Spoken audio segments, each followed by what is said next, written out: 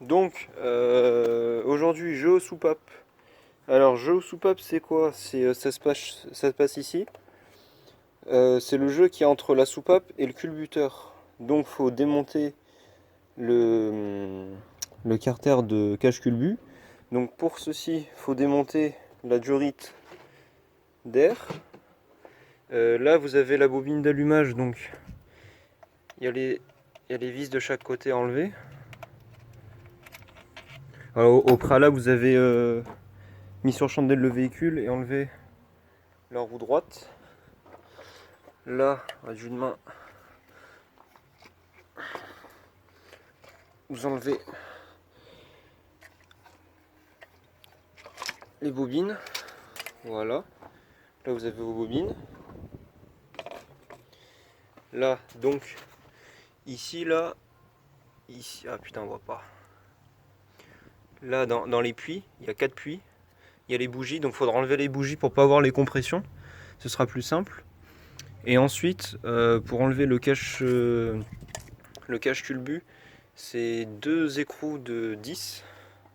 Et je reprends après. Bon, petit update. Essayez pas d'enlever les bougies, hein, si vous n'avez pas la clé. C'est du... Alors, il faut du 16 long. C'est une merde, hein, vraiment. Essayez pas. Moi, j'ai enlevé que la première.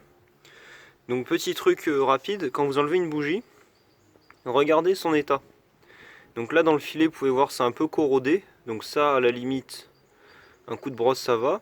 Mais regardez l'électrode. L'électrode est blanche. Donc ça signifie qu'on a trop d'air. Donc voilà, bon après c'est logique, hein, vu que c'est une 206, elle va sur ses 22 ans. Mais voilà, alors pour bien faire, il faudrait mesurer le jeu entre l'électrode et le plot. De mémoire, je crois qu'il faut 9 dixièmes de mémoire, hein. Et voilà, c'est tout pour les bougies.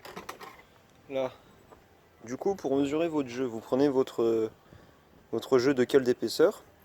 Et donc, entre l'électrode et le plot, il doit y rentrer 9 dixièmes. Donc, la cale de 9 dixièmes.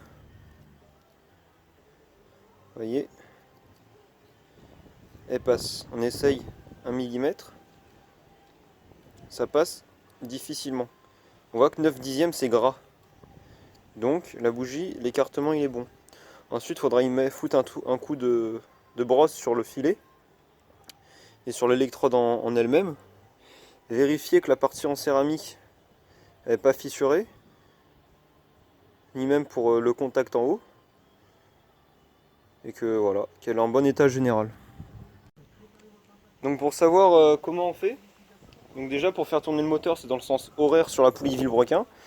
Et là j'ai une feuille protocole pour régler les soupapes d'admission et d'échappement. Donc deux méthodes, Peugeot et Renault. Le jeu à l'admission et à l'échappement, donc moteur froid, hein. L'échappement c'est 4 dixièmes et admission c'est 2 dixièmes, plus ou moins 5 centièmes. Je vous la mettrai en description, ça c'est utile. Donc là, d'après la méthode Peugeot, comment ça s'appelle, mettre en pleine ouverture soupape E1. Donc échappement 1. Échappement c'est celle-ci. Premier cylindre côté boîte. Voilà. Pleine ouverture, donc ça veut dire que c'est appuyé au max. Mesurer le jeu à l'admission 3-4. Déjà, mesurer le jeu à l'admission 3. Donc l'admission 3, c'est elle. L'admission, c'est ce côté. 3, 1, 2, 3. On doit avoir 0,20. Donc 2 dixièmes. Donc on prend.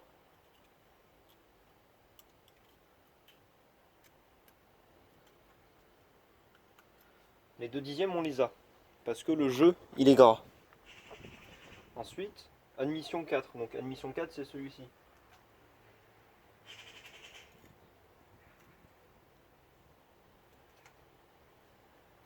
Le jeu, on l'a aussi. Échappement 2. Donc celui-là. Lui, par contre, c'est 0,2. 0,4. 0,4 échappement, ouais.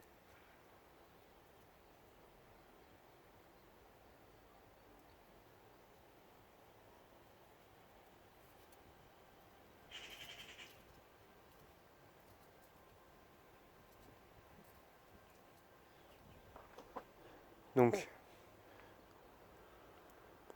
0,4. Tac tac, échappement 2.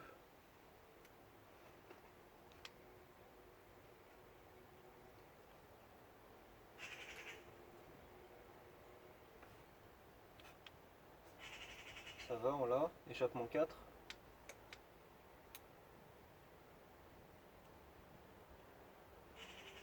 On l'a aussi. Moi où ça a claqué, c'était admission 2. Donc admission 2, faudra que je mette en pleine ouverture soupape E4. Donc je vais mettre en pleine ouverture celle-ci. Échappement 4. Moi je vous reprends. Les jeux que j'ai trouvés étaient normaux. Rien à signaler. Donc voilà. Quand vous démontez le cache culbu, faites gaffe aux petits rouleaux là. Alors je sais pas comment ça s'appelle. C'est eux qui sont en contact avec l'arbre à cam. Donc veillez à ce qu'ils soient pas.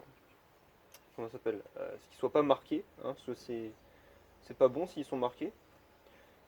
Faites gaffe aussi à ce que le plan de joint soit bon, soit propre. Passez un petit coup de chiffon et de nettoyant frein. Puis voilà quoi, hein, c'est pas. Faut être méthodique quoi. Enfin voilà quoi. Je vais vous montrer comment on remonte le cache culbu. Donc là en premier vous avez la tôle là, donc c'est un réfractaire, je sais pas trop. Vous mettez ça en premier. Ensuite vos petits pions que je vous disais tout à l'heure, vous les mettez sur les tiges qui dépassent. Vous essuyez les mains parce que c'est dégueulasse. Et là vous remettez votre cache. Donc votre cache vous le mettez bien en face. Et ça va, hein, ça tout seul. Donc là, quand il est remis, c'est bon. Veuillez que vos vis se dépassent hein, quand même. Puis voilà quoi, il est remonté, rien de compliqué, juste faire gaffe aux petits pions quoi. Pas les perdre, pas qu'ils tombent dans le moteur, parce que là vous n'êtes pas dans la merde. Puis voilà, hein, tout ça, ça se goupille après. Là, tous ceux qui bricolent sur leur 206, hein, qui touchent à la mécanique, ils savent de quoi je parle, hein, sur la bobine d'allumage. Cette partie qui casse. Parce que là, regardez.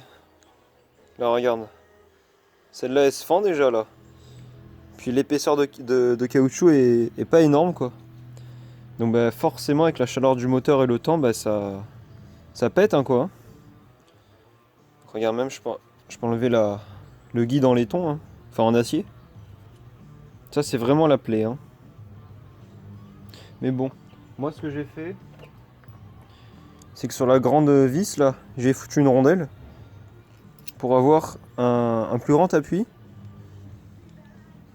Donc voilà, ça marche pas trop mal. Faut pas serrer trop fort, hein, parce qu'il n'y a pas de contrainte hein, dessus. Hein. C'est juste pour pas que ça, pour que les bougies elles restent bien dans le puits des bobines. Hein.